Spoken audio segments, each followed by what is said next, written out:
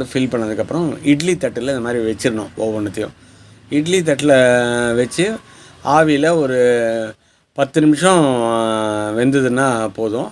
அதை தவிர வந்து 10 நிமிஷம் வெந்ததுக்கப்புறம் ஒரு 5 மினிட்ஸ் சிம்மில் வச்சுட்டு கூட அடுப்பு ஆஃப் பண்ணிடலாம். ஒரு 5 நிமிஷம் வெயிட் பண்ணிட்டோம்னா நம்ம இது மாதிரி கம்ப்ளீட்டாக மோமோ வந்து ஃபைனல் ஷேப்புக்கு நமக்கு ஆவி பறக்க வந்து ரெடி ஆகிடும். இந்த ஆவி பாருங்கள் எப்படி வந்திருக்கு பாருங்கள். ஸோ இதை இந்த மாதிரி சூப்பராக நம்ம ரெடி பண்ணோடனே இந்த குக்கர்லேருந்து இதை எடுத்து அப்படியே சர்வ் பண்ண வேண்டியது தான். இந்த மாதிரி இது பண்ணும்போது சில டைம் வந்து கீழே 1-2 மோமோ வந்து ஒட்டிக்க வாய்ப்பு இருக்குது.